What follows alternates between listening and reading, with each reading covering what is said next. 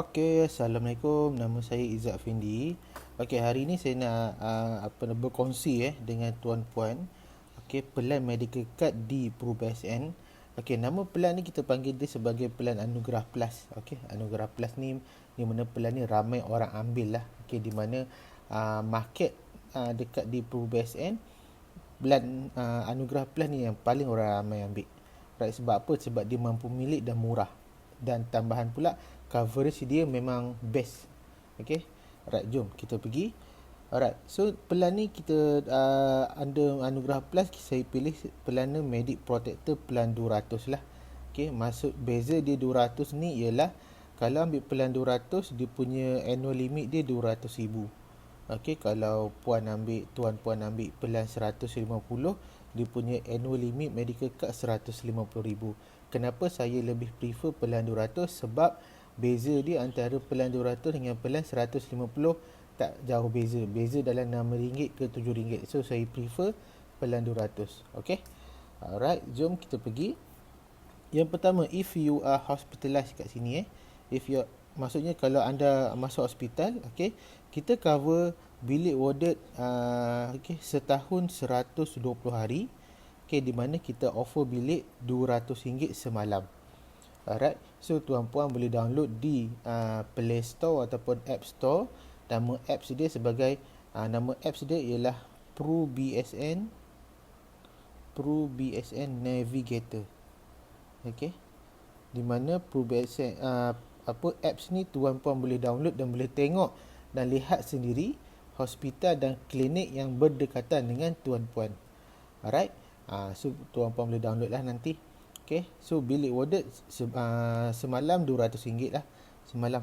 Alright, next kita pergi ICU, Intensive Care Unit. Maksudnya setahun boleh masuk ICU 120 hari. Alright, setahun lah. So as charge subject to deductible lah. Maksudnya apa yang hospital charge klien, itulah yang PRUBSN akan bayar. Okay, apa tu subject to deductible? Kejap lagi saya cerita. Alright, next, surgical procedure and treatment. Ni pembedahan dan rawatan lah. Okay, apa yang hospital charge klien, okay, PRUBSN akan bayar. Dan juga in hospital and related service. Related service ni macam GL punya request. Okay, itu semua tu service related lah untuk dapatkan servis yang servis hospital buat untuk klien. Okay, next, if you need outpatient treatment. Okay, outpatient treatment ni maksudnya klien tak perlu warded pun, tetapi dia dapat rawatan. Apa benda yang kita cover? Maksudnya kita cover day surgery. Day surgery ni maksudnya pembedahan harian. Pembedahan harian di mana klien tu dia pergi hospital dan dia buat operation bawah daripada tempoh 6 jam. Habis dia operation, dia balik rumah. Contoh yang pertama, katarak. Okay, katarak maksudnya dia dah operation semua, dah settle semua. Lepas tu habis operation dia balik rumah, dia tak perlu warded. So kita panggil dia sebagai day surgery. As charge lah. Maksudnya apa yang hospital charge klien, okay, PRUBSN akan bayar. Okay, day surgery. Itulah day surgery. Next kita pergi pre-hospitalization and post-hospitalization treatment. Apa maksud dia? Okay, maksud dia ialah sebelum klien warded, segala rawatan yang dapat dekat klinik ke hospital ke untuk sakit tersebut kita cover. Contoh, bulan 1 tuan-puan demam panas. Okay, demam panas ataupun sakit perut ke pening-pening kepala lah. Okay, satu hari bulan pergi ke saya ambil contoh hari Isnin lah. Hari Isnin pergi ke klinik. Pergi ke klinik, dapatkan rawatan, jumpa doktor, saya pening kepala lah. Kalau contohnya doktor cakap okay, dah didiagnose, tengok okay, you pening kepala biasa ni, tak apa, you makan ubat, you balik rumah. Okay, itu first treatment hari Isnin. Okay, balik rumah, klien pun makan ubat, tapi lepas 3 hari masih tak kebah ataupun okay, pening kepala ke demam ke kan, sakit perut tu sakit lagi. Lepas 3 hari tu datang balik kat klinik yang sama, cakap dengan doktor, saya masih tak sihat lah kan, pening kepala saya ni masih tak okey. Boleh tak saya nak refer pakar, dan boleh tak saya nak dapatkan referral letter ataupun surat rujukan. So nanti doktor akan isi borang, okey, dia akan isikan referral letter tu, ambil referral letter tu, okey, pergi dekat hospital swasta yang terdekat dengan tuan-puan. Okey, so itulah kita panggil, okey, pergi jumpa, pergi hospital yang berdekatan dengan tuan. Okey, lepas tu, alright, nanti dekat hospital nanti doktor akan jumpa tuan-puan, dia akan diagnose, tengok semua okey. Kalau okey semua, tak ada masalah, doktor akan isikan GL, guarantee letter. So guarantee letter tu doktor akan, pihak hospital akan hantar ke PRUBSN lah untuk dapatkan guarantee letter. Apa fungsi guarantee letter ni? Guarantee letter ni fungsi dia ialah untuk menjamin, okey, segala kos rawatan di hospital akan dibayar oleh PRUBSN lah. Okey, bila dah approve GL tu, okey, SOP kita untuk approve GL 30 minit. Okey, approve GL ni, klien terus warded. So once warded je, semua kos rawatan yang tuan-puan dah bayar dekat klinik, semua tu boleh claim. Okey, berapa tempoh dia? 120 hari. Okey, 120 hari. Sebelum warded tu, sebelum tu semua kos rawatan tu kita boleh cover. Okey, faham Next, bila kita dah warded, mestilah kita keluar hospital. Kita panggil discharge. Lepas dia discharge, kita cover follow up dengan doktor selama 120 hari juga. Dalam tempoh 120 hari tu, segala consultation, ubat, okey, akan ditanggung oleh PRUBSN. Okey, andai kata doktor cakap apa yang tak cover selepas discharge ni, maksudnya kalau doktor cakap, oh you kena beli tongkat, ataupun you kena beli wheelchair, ataupun you kena beli vitamin, itu semua kita tak cover.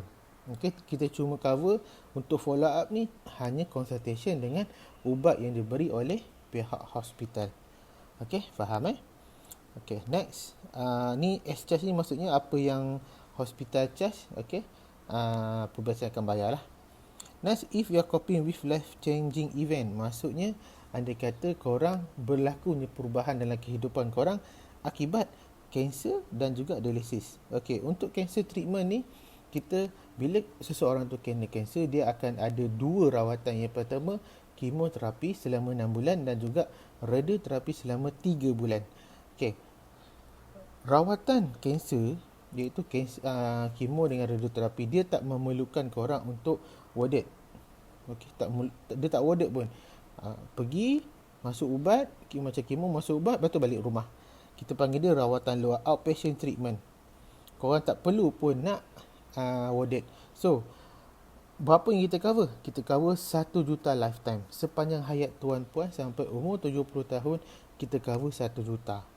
Alright, dan juga dialysis treatment pun kita cover. Pergi je rawatan, okey. Berapa yang tuan-puan kena bayar tu, okey, berapa yang pihak hospital charge, itulah yang kita akan bayar. Alright, outpatient kidney dialysis treatment. Okey. Next, kita pergi pula additional annual limit upon diagnose cancer, heart attack and kidney failure. Untuk info tuan, tuan-puan punya annual limit sebanyak 200,000 annual limit. Okey. Ini yang standard 200,000, tetapi once tuan-puan kena cancer, kena heart attack dan kena kidney failure, annual limit tuan akan tambah lagi 200,000 menjadi berapa? Menjadi 400,000. Okey. Clear? Sebab apa? Sebab 3 sakit ni yang paling mahal rawatan dia dekat Malaysia. Okey, faham So memang untung lah kalau kena 3 ni, dia terus jadi 400,000. Okey, additional annual limit upon diagnose. Okey, next, treatment allowance. Kita juga bagi allowance rawatan apabila tuan-puan pergi rawatan untuk kemo, radioterapi, kidney dialysis, post heart attack follow up. Okey, berapa yang kita cover? Kita cover RM100 sehari. Sekali pergi kita bagi 100, lepas tu maksimum setahun kita bagi 1,000, sepanjang hayat kita bagi 10,000. Okey, faham Tu okey, apa tujuan kita bagi treatment allowance ni? Sebab apa? Sebab ada kalau orang swasta, okey, orang yang kerja swasta, apabila dia kena sakit ni, sakit kanser, sakit dialisis, sakit buah pinggang, sakit jantung ni, dia berkemungkinan dah tak mampu nak bekerja ataupun dia kena selalu ambil cuti.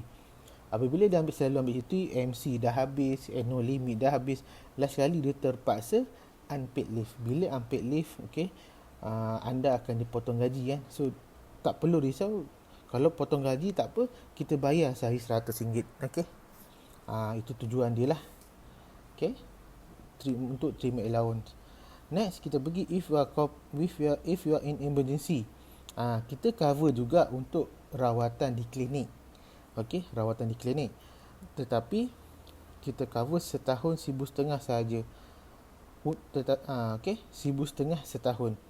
Contoh yang emergency treatment ni dia cover untuk kemalangan kecil. Saya ambil contohnya kalau anak dia main-main basikal kat luar rumah, main-main tiba-tiba jatuh, dia punya tangan koyak berdarah, boleh pergi klinik yang berdekatan, dapatkan rawatan. Tak kisah panel ke tak panel, dapatkan rawatan. Kalau dapatkan rawatan, lepas tu balik je rumah. Dekat rawatan tu kena bayar RM200. So RM200 tu boleh kena bayar dulu, pay dan claim dengan saya. Maksimum 1,500 setahun. Itu yang pertama lah. Kalau anak, kalau contohnya isteri pula, dia tengah masak, air panas melecur kena tangan. Bila dia melecur je kena tangan, pergi klinik yang berdekatan, dapatkan rawatan. Berapa yang klinik charge tu, contohnya RM150, RM150 tu bayar, and then receipt tu WhatsApp kat saya, nanti saya akan claim. Claim kita akan ambil masa 14 hari bekerja. Nanti akan masuk dalam account bank klien. So saya nak ulang balik, emergency treatment for accidental injury ni boleh dapatkan rawatan di klinik, tetapi untuk kes kemalangan kecil sahaja. Kalau contohnya pening-pening, demam, panas, sakit perut, nak MC, tak boleh. Clear Next kita pergi annual limit. Annual limit ni RM200,000 setahun. RM200,000 setahun ni maksudnya RM200,000 ni renewal. Setiap tahun dia akan renew. Contoh, tahun ni dah claim untuk operation batu karang, contohnya RM30,000. So tahun ni dah berkurang dah menjadi RM170,000. Tahun depan dia akan renew balik, menjadi RM200,000. Tak payah risaulah. Lepas tu pula kita ada lifetime limit. Lifetime limit ni maksudnya sepanjang hayat tuan puan, tak ada limit. Dia no limit. Kenapa plan ni best? Sebab apa? Dia setiap tahun renew. Lepas tu lifetime limit tak ada limit. Saya ambil contoh plan lama. Plan lama, dia punya annual limit secontoh ini. annual limit dia RM200,000. Lepas tu lifetime LTL, lifetime limit dia 200 lifetime limit dia 2 juta. RM2 juta. Sebab saya nak compare plan lama dengan plan yang baru ni. Annual limit yang plan lama, plan lama, kalau klien tu dia claim setiap tahun, alright, RM200,000 darab 10 tahun, dia akan jadi 2 juta, betul? Habis je lifetime limit 2 juta ni. Bila habis je, so medical card ni dah tak boleh guna. Sebab apa? Limit dia lifetime limit 2 juta je. So nanti klien kena apply baru. Tetapi persoalan dia, kalau nak apply baru, boleh ke? Mestilah tak boleh. Sebab apa? Dah sakit. So itu plan lama, tak payah tuan-puan fikir.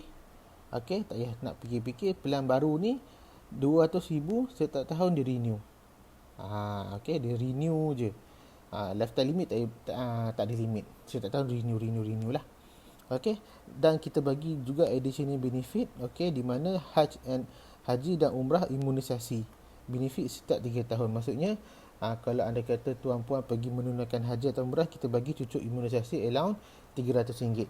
Biasanya dekat kedai cucuk imunisasi ni dalam RM250 ke RM280.